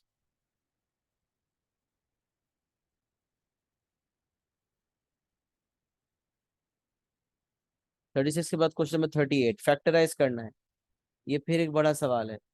तो पार्ट नंबर ए की अगर हम बात करते हैं फैक्टराइज, तो आप देखें, in part number 1 there 3 terms, we need to middle term break. तो X square plus X minus 12, पहले और आखिरी टर्म को मल्टीप्लाई करें तो माइनस 12 एक्स स्क्वायर। उसके दो ऐसे फैक्टर्स जिसको ऐड सब्ट्रैक्ट करें तो मिडिल टर्म आए, मल्टीप्लाई करें तो माइनस 12 एक्स स्क्वायर है। तो फैक्टर्स हमारे हैं 4 और 3। लेकिन हम प्रॉपर अगर देते हैं तो प्लस एक्स चाहिए, तो +4 एक्स और -3 एक्स। ये हो जाएगा x² +4 एक्स -3 एक्स -12। ये हमने मिडिल ब्रेकिंग कर ली। 4 और -3 को मल्टीप्लाई करके -12 भी आ रहा है, 4 - 3 से प्लस एक्स भी आ रहा है। परफेक्ट, दोनों ऑब्जेक्टिव्स मीट हो रहे हैं। एक्स कॉमन लिया, x+4, -3 कॉमन लिया, x+4। यहाँ से अगर आप x+4 को एलसीएम ले लें, सॉरी क्या बोल रहा हूँ, x+4 को कॉमन ले लें तो x यहाँ बचेगा और यहाँ -3 बचेगा। This will be your final answer. अच्छा, ये 36 का ए पार्ट 1 हो गया। ए पार्ट 2 की तरफ बढ़े। 25 X square -4 y square. 25 X square -4 y square. तो यहाँ से अगर आप देखें 25 एक्स स्क्वायर -4 y स्क्वायर जो है, यहाँ से अगर आप देखें तो आपको नजर आ रहा है कि ये तो पहले, सबसे पहले दो टर्म्स हैं तो कॉमन टेकिंग। तो आपने आइडेंटिफाई किया भाई ना 25 और 4 में कुछ कॉमन है, ना x² y² में कुछ कॉमन है। कॉमन हो नहीं सकता, वरना कॉमन होता है तो पहले कॉमन लेते हैं फिर a² - b² वाले आइडेंटिटी लगाते हैं, बट यहाँ पर डायरेक्ट लगेगी क्योंकि 25 X square is a perfect square, 5x का whole square, and 4 y square भी परफेक्ट स्क्वायर है, 2y का होल स्क्वायर। ये a² - b² वाली फॉर्म में कन्वर्ट किया मैंने। अब मैं कर दूंगा 5x - 2y, 5x + 2y। तो ये आपका फाइनल आंसर हो गया।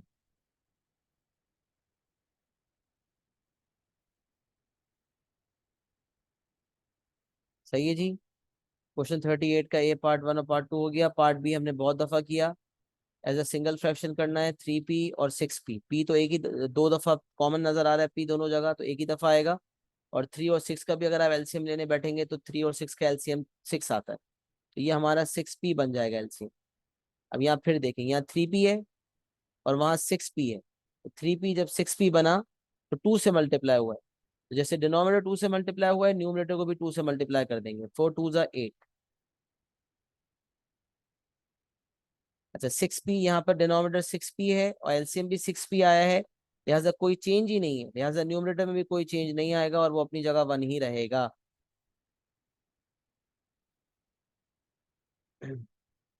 तो ये 8 + 1 हो गया 9, 9/6p। अच्छा, लेकिन ये फाइनल आंसर नहीं बनेगा क्योंकि अभी सिंप्लीफिकेशन हो रही है।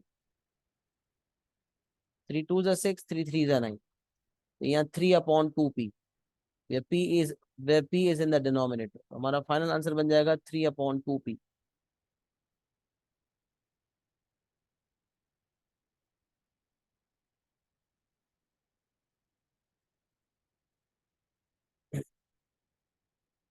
x+4 x-3, फिर 5x + 2y, 5x - 2y, और 3/2। सही है, 38 का हमने सारे पार्ट्स कर लिए। ऐसा आखिरी पार्ट रह गया है which is solving simultaneous equations. तो साइमल्टेनियस इक्वेशंस अभी मुझे आपको सिखाना है इंशाल्लाह। तो ये साइमल्टेनियस इक्वेशंस में आपको एलिमिनेशन सब्स्टिट्यूशन दोनों मेथड से सिखाऊंगा डिटेल में नेक्स्ट क्लास के अंदर। यूनिट 2C के अंदर बहुत सारे सवाल ऐसे हैं। सही है, तो ये स्किल अभी आपको डेवलप करवानी है इंशाल्लाह, तो will be taught later. Refer कर देंगे, ये यूनिट 2C के साथ कवर होगी चीज। यूनिट 2C में बहुत सारे सवाल में साइमल्टेनियस इक्वेशन सॉल्व करने होते हैं। ये एक सवाल यहाँ पर आ गया, यूनिट 2C के साथ सॉल्व कर लेंगे। सही है। फिर 38 के बाद 41 बोला गया है। मुझे बताएं पहले, 38 पार्ट C जो है वो सिखाऊंगा बाद में डिटेल में, उसके अलावा बाकी सब क्लियर है ये बताएं।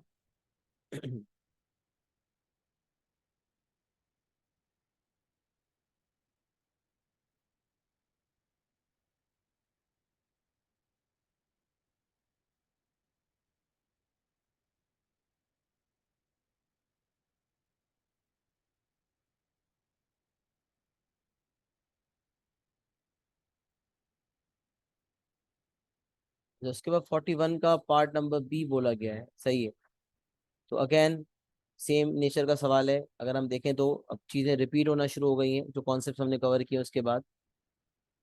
41 पूरा अगर हम सॉल्व करते हैं तो पार्ट नंबर A में हमें कहा जा रहा है solve the equation. Solve the equation 3x upon 4 plus 2x-1/2 equals to 3। अच्छा, अब तक ये इक्वल्स टू की 3 नहीं था, तो ये एक्सप्रेशन हुआ करता था। तो अब तक जब भी हम देख रहे हैं तो वो मुझे कह रहा था simplify the expression, express as single fraction. इसका मतलब था कि आप इस एक्सप्रेशन को सिंप्लीफाई करें। अब यहाँ पर उसने इक्वेशन को सॉल्व करने की इंस्ट्रक्शन दी है। मैंने आपको कहा था ना, इक्वल्स टू होता है, इक्वल्स टू 0 होता है, वो इक्वेशन होता है। तो यहाँ पर इक्वल्स टू 0 नहीं है, लेकिन जाहिर सी बात है जब मैं इसको अभी सिंप्लीफाई करूंगा तो फिर एंड में आके इक्वल्स टू 0 बन सकेगा। अलबत्ता ये जरूर है कि इक्वेशन में ये निशानी है कि दो साइड्स होती हैं और बीच में इक्वल्स टू का साइन होता है, और वेरिएबल की वैल्यू निकालनी होती है। लिहाजा ये एक इक्वेशन है, और जब इक्वेशन होगा तो एक्स की वैल्यू चाहिए होगी और इंस्ट्रक्शन होगी सॉल्व। और जो एक्स की वैल्यूज होंगी उसके 3 नाम होंगे। उसको सोल्यूशंस भी कहा जाएगा, उसको रूट्स भी कहा जाएगा, और ग्राफिकली सोचा जाए तो उसको एक्स इंटरसेप्ट भी कहा जाएगा। तो सबसे पहला काम ये होगा कि आपने जब सॉल्व करना है इक्वेशन को तो आपने एलसीएम लेना है। Why? Because there are two fractions being involved and you can see that the denominators are different. Denominators जो हैं आपके डिफरेंट हैं, 4 और 2 हैं। तो 4 और 2 का एलसीएम तो हर कोई जानता है कि 4 होगा। तो 4 और 2 का एलसीएम 4 आ गया। अब सोचें, यहाँ पर 4 है और मेरा एलसीएम भी 4 है। इसका मतलब कोई चेंज नहीं है। जब डिनोमिनेटर में कोई चेंज नहीं है, therefore numerator will also remain the same. 3x है तो यहाँ पर मैंने एज इट इज 3x लिख दिया। तो फिर यहाँ पर चेक करें तो डिनोमिनेटर इज 2, और यहाँ पर जो आपका एलसीएम है वो है, एलसीएम के बाद जो नंबर आया दैट इज 4। तो 2 4 में कैसे कन्वर्ट होता है भाई? 2 टाइम्स हो रहा है। डिनोमिनेटर 2 था, 4 हो गया, 2 टाइम्स हो गया। लिहाजा न्यूमरेटर को भी 2 टाइम्स करना पड़ेगा। 2x-1 से भी 2 को मल्टीप्लाई करना पड़ेगा।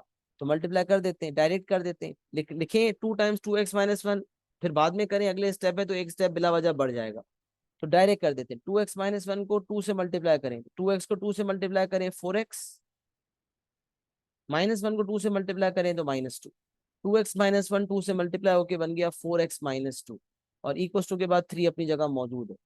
Now when you have made the denominators common, मतलब एलसीएम ले चुके, अब 4 को 3 से मल्टीप्लाई करेंगे, ये 4 वहां जाके क्रॉस मल्टीप्लाई होगा। तो 3x प्लस 4x 7x हो गया, 7x-2 equals to 4 times 3 is 12। 7x-2 is equals to 12। यहां से अगर आप देखें 7x is equals to 12 plus 2 is 14, and x is equals to 14/7 is 2। तो आपका x का आंसर आ जाएगा 2। ये आपका क्वेश्चन नंबर 41 का पार्ट नंबर ए हो गया।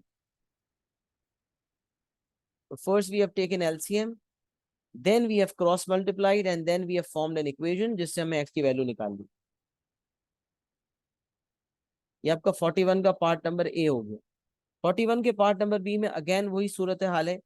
You have been given two algebraic fractions and the denominators are both different. एक जगह एक्स प्लस फोर है, एक जगह एक्स माइनस वन है, दोनों जगह डिनोमिनेटर्स डिफरेंट है, तो एज इट इज दोनों को ले ले, x plus four, x minus one, दोनों को ही ले ले, क्योंकि दोनों में कुछ कॉमन नहीं है, दोनों को एज इट इज लेके दोनों एलसीएम में दोनों आ गए। अब एक्स प्लस फोर था और एलसीएम जो है x plus four times x minus one है, इसका मतलब किससे मल्टीप्लीकेशन हुई है, एक्स माइनस वन का इजाफा हुआ है। तो क्योंकि डिनोमिनेटर में एक्स माइनस वन का इजाफा हुआ है, लिहाजा न्यूमरेटर को भी एक्स माइनस वन से मल्टीप्लाई कर देंगे। तो हमने लिख दिया 5 × एक्स माइनस वन। फिर यहाँ पर आपको नजर आ रहा है एक्स माइनस वन है, और एलसीएम के अंदर मल्टीप्लीकेशन हुई है एक्स प्लस फोर से, एक्स प्लस फोर से मल्टीप्लीकेशन हुई है, लिहाजा जो न्यूमरेटर टू है उसको भी एक्स प्लस फोर से मल्टीप्लाई कर दें, तो plus two times x plus four. तो पहले हमने एलसीएम लिया, फिर जो इजाफा डिनोमिनेटर में देखा गया, हर फ्रैक्शन के डिनोमिनेटर को एलसीएम से कंपेयर किया, जो डिनोमिनेटर में इजाफा हो रहा था वही इजाफा न्यूमरेटर में कर दिया। तो एक्स प्लस फोर के केस में एक्स माइनस वन से मल्टीप्लीकेशन हो रही थी, लिहाजा फाइव को एक्स माइनस वन से मल्टीप्लाई किया, और two upon x minus one के केस में x minus one x plus four से मल्टीप्लाई हो रहा था, लिहाजा टू को भी एक्स प्लस फोर से मल्टीप्लाई कर दिया। यहाँ पर अगर हम देखें तो न्यूमरेटर को सिंप्लीफाई करने का मार्जिन है, क्योंकि ना सिर्फ सिंगल फ्रैक्शन में देना है बल्कि सिंपलेस्ट फॉर्म में भी देना है। तो हमने कहा 5x-5। अच्छा, मैं इस तरह भी कर सकता हूँ जब बताने के लिए कि अगर मैं न्यूमरेटर को अलग से सिंप्लीफाई कर दूं और फिर एंड में मैं पूरा फ्रैक्शन लिख दूं, ताकि मुझे बार बार डिनोमिनेटर ना लिखना पड़े, तो मैं ऐसा चाहूँ तो मैं कर सकता हूँ। तब कोई बंदा अगर चाहे कि मैं न्यूमरेटर को अलग से सिंप्लीफाई कर दूं, तो वो ऐसा कर सकता है कि वो साइड पे पहले सिंप्लीफिकेशन कर ले, फिर वो आंसर लिख दे। अब उसने कर दिया 5x-5, देखिए यहाँ न्यूमरेटर को अलग से मैंने रेफर कर दिया, 5x-5 plus 2x+8, 5x-5 plus 2x+8, यहाँ से 5x प्लस 2x हो जाएगा 7x, और -5 + 8 हो जाएगा +3, 7x+3 हो गया। अब मैंने एक साथ लिख दिया 7x+3 divided by x+4 x-1। ये आपका फाइनल आंसर बन जाएगा। This will be your final answer.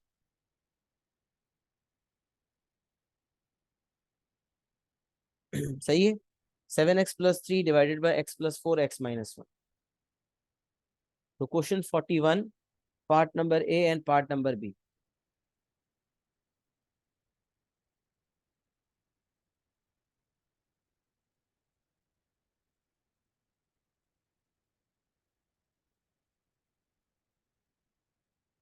Part number A में देखें, आपका आंसर x=2 दिया हुआ है, और पार्ट नंबर बी में 7x+3 divided by x+4 x-1। Question number 41 भी मैंने मुकम्मल समझा दिया। एक्नॉलेज करें 41 जिसको प्रॉब्लम था उसको क्लियर हो गया है, बाकी सबको भी क्लियर है, प्लीज बता दो।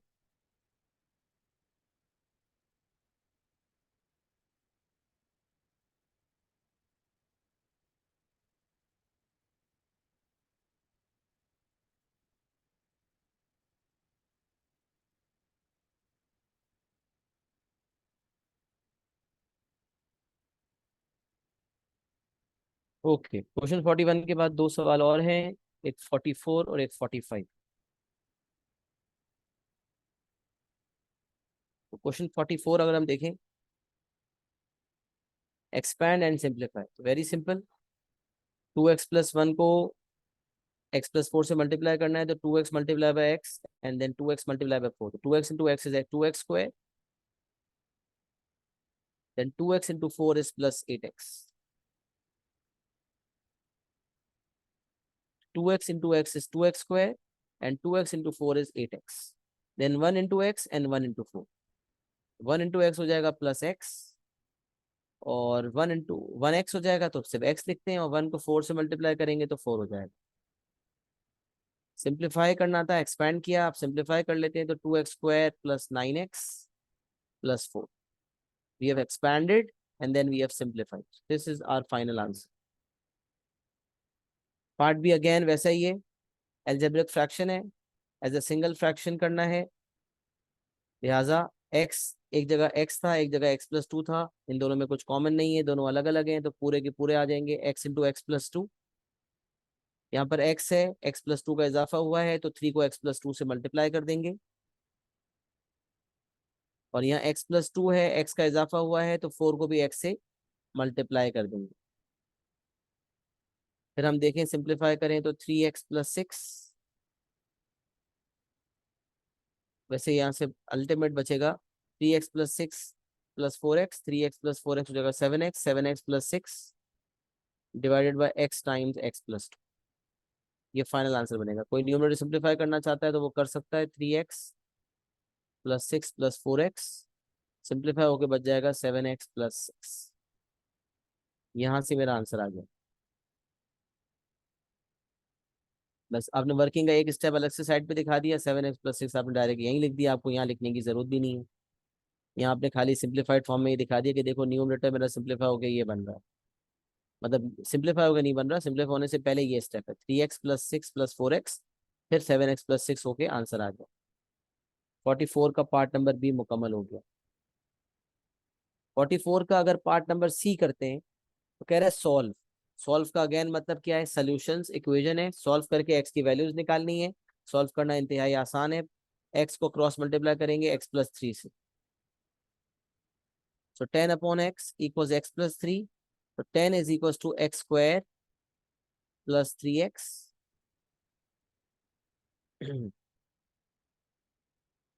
यहाँ से अगर आप एक तरफ लेके चले जाएं तो x² + 3x - 10 is equals to 0। अब 10 के, ये वही बात है, 10 के फैक्टर्स +5 और 2 हैं, तो +5x into -2x is -10x², और मिडिल टर्म भी बन रहा है।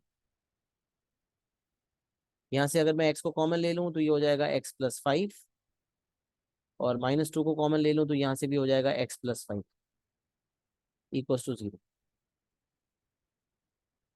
फिर अगर मैं x+5 को कॉमन ले लेता हूँ तो यहाँ से x बचेगा और यहाँ से -2 इक्वल्स टू 0। तो दो पॉसिबिलिटीज होती हैं, इधर x+5 इक्वल्स टू 0 और x-2 equals to 0। Product of two factors is 0 का मतलब दोनों में से कोई एक ना एक 0 था। यहाँ से x इक्वल्स -5 और x इक्वल्स टू 2, ये दो पॉसिबिलिटीज आपका फाइनल आंसर बन जाएंगे। ये आपका 44 का पार्ट नंबर सी मुकम्मल हो गया। 44 भी आपको मुकम्मल तौर पे समझा दिया। बताएं, is it clear to everyone?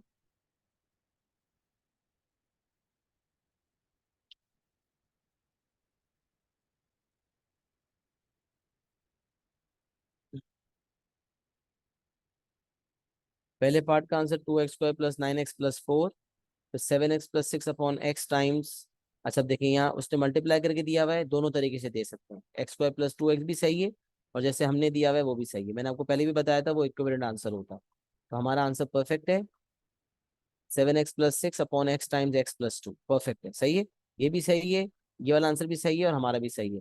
और फिर आखिरी आंसर हमारा आ रहा है x=2 और x=-5। यहाँ भी यही है, हमारा भी यही है।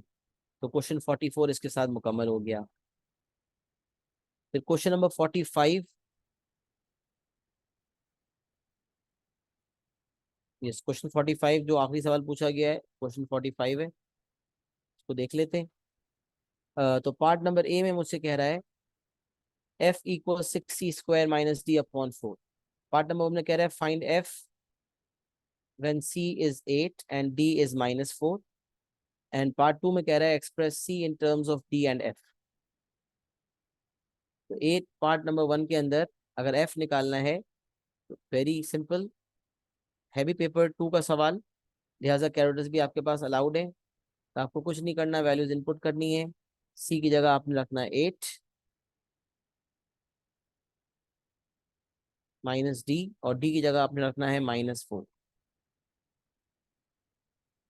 और ये हो जाएगा upon 4। 6 times 8² -d and d is -4/4। यहाँ से अगर आप सिंप्लीफाई करते हैं, कैलकुलेटर उठाते हैं, 6 times 8² minus of -4 divided by 4, यहाँ से वैल्यू आ रही है 97। सही है, ये कैलकुलेटर का गेम था। Express C in terms of D and F, इसमें भी कोई मसला नहीं है। सी को, C in terms of D and F का मतलब सी को सब्जेक्ट बनाना है। तो पहले 4 को वहां क्रॉस मल्टीप्लाई करवा दें, 4f हो गया। 4f is equal to 6c² minus D. C को सब्जेक्ट बनाने के लिए डी को वहां ले गए, तो 4f plus D is equal to 6c²। ये ज्यादा स्टेप्स दिखा रहा हूँ, उतने स्टेप्स की जरूरत नहीं थी, लेकिन मैं समझाने के लिए, ताकि आप लोग कहीं फंसे ना। तो 6 को डिवाइड करेंगे तो c² सब्जेक्ट बन गया, 4f plus D divided by 6। फिर हमें रूट हटाना था, तो रूट को हटाने के लिए स्क्वायर रूट, सॉरी पावर 2 को हटाना था, तो दोनों तरफ रूट लिया और दूसरी तरफ प्लस माइनस आ गया, तो 2 और रूट कट गए। यहां से हमारा जो फाइनल आंसर बचा, that is C is equal to plus minus under root of 4f plus D divided by 6। ये मेरा फाइनल आंसर होगा।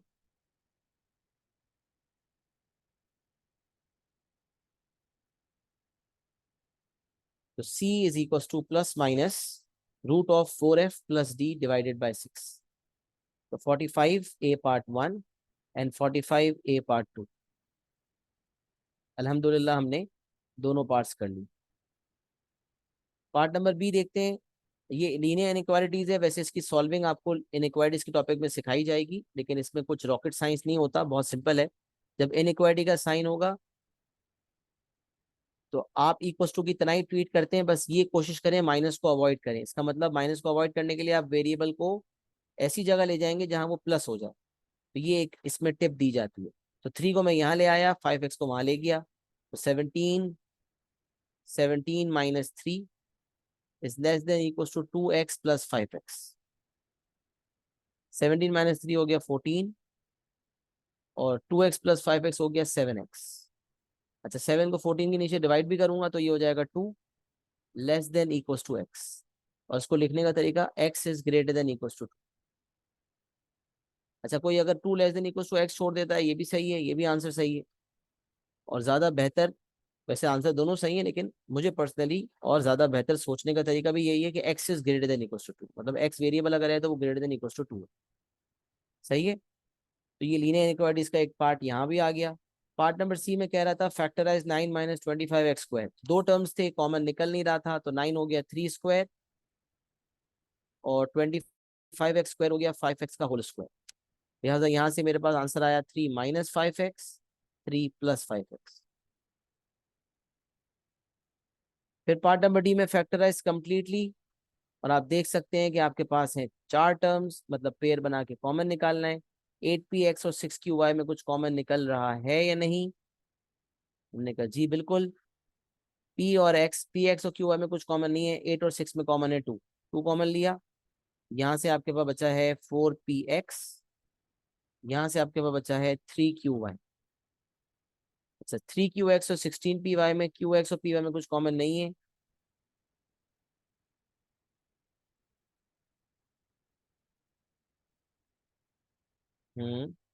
देखिए, लेकिन यहाँ पर मसला ये हो रहा है कि अगर हम डायरेक्ट कॉमन ले रहे हैं तो पेयर बन नहीं पा रहा।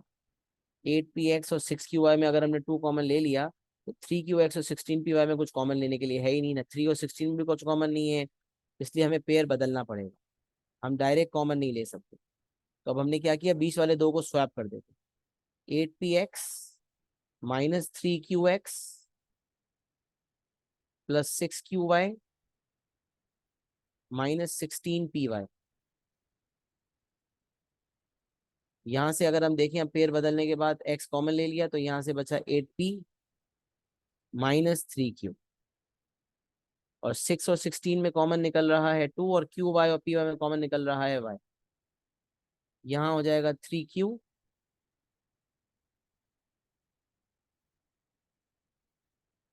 और यहाँ आ जाएगा 8p।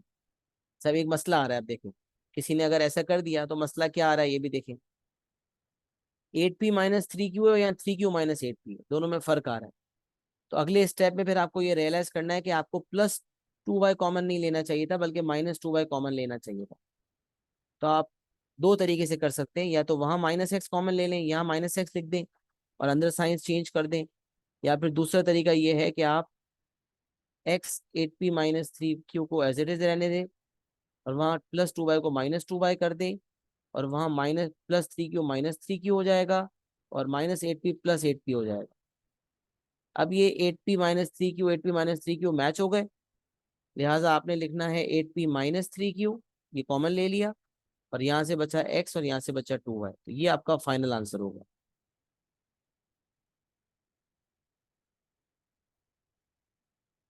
तो ये आपका पार्ट नंबर डी हो गया। और पार्ट नंबर ई जो है वो आपका नॉर्मल क्वाड्रेटिक इक्वेशन की एप्लीकेशन है, क्वाड्रेटिक फॉर्मूला की, x equals to minus B plus minus root of B square minus 4ac upon 2 है। तो ऐसा सवाल मैंने आपको ऑलरेडी करके बता दिया कि जब भी आपका लिखा हो giving your answers correct to 2 decimal places, लिहाजा आपकी फौरन घंटी बजनी चाहिए कि भाई यहाँ पर जो है क्वाड्रेटिक फॉर्मूला का इस्तेमाल होगा। तो आप क्वाड्रेटिक फॉर्मूला का इस्तेमाल करेंगे पार्ट नंबर ई के लिए, you will use quadratic formula, और आप अप्लाई करेंगे, डायरेक्ट अप्लाई करें, लिखकर अप्लाई करें, किसी भी तरह करें, लेकिन क्वाड्रेटिक फॉर्मूला का इस्तेमाल करेंगे। जैसे मैंने आपको पूरा प्रोसेस सिखाया था वैसे आप लगाएंगे और आप आंसर ले आएंगे इंशाल्लाह। सही है, तो क्वाड्रेटिक फॉर्मूला लगाना कोई मसला नहीं, पहले भी मैंने कई दफा सिखा दिया। Is it clear to everyone? Question 45 was the last problem that was to be discussed. अल्हम्दुलिल्लाह मैंने तमाम मसले मसाइल को रिजॉल्व कर दिया। क्वेश्चन 45 के आंसर्स एक दफा देख लेते हैं।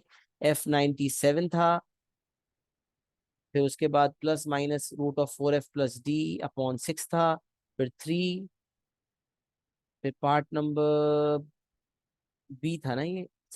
अच्छा इसमें आंसर गलत लिखे हैं, ए पार्ट 1 पार्ट 2 था, फिर पार्ट नंबर बी में x is greater than equal to 2 लिखा हुआ था, वो यहाँ पर मिसिंग है समहाउ। 45, हाँ पार्ट बी का आंसर यहाँ पर लिखा हुआ नहीं है, गलती से। ये ए पार्ट नंबर 1, ये ए पार्ट 1 का आंसर है, ये पार्ट नंबर 2 का आंसर है, और बी का आंसर यहाँ लिखा हुआ नहीं है, तो बी का आंसर होना चाहिए x is greater than equal to 2। C का आंसर हमारा सही है, 3 - 5x 3 + 5x, बाकी x - 2y and 8p - 3q। और बाकी पार्ट ई में क्वाड्रेटिक फॉर्मूला सॉल्व करके आप आंसर्स मैच कर सकते हैं। जनाब सबको क्लियर हो गई बात? एक्नॉलेजमेंट नहीं आई बेटा? Is it clear to everyone? जल्दी से शाबाश। अल्हम्दुलिल्लाह यूनिट 2B के हमने मसले मसाइल रिजॉल्व कर दिए। आई थिंक इसके बाद यूनिट 2B का कोई मसला बाकी नहीं है। कुछ सवाल मैंने वैसे भी आपको रिकॉर्डेड शेयर किए हुए थे, मजीद आपकी प्रॉब्लम्स भी मैंने सॉल्व कर ली अल्हम्दुलिल्लाह। उसके बाद ये टॉपिक हमारा मजीद क्लियर हो गया, इस उम्मीद के साथ इंशाअल्लाह कि आप लोग इस यूनिट 2B को मुकम्मल कर लेंगे। अगली क्लास में फिर मुलाकात करते हैं। अपना बहुत सारा ख्याल रखिएगा। अस्सलामु अलैकुम व रहमतुल्लाहि व बरकातुहू।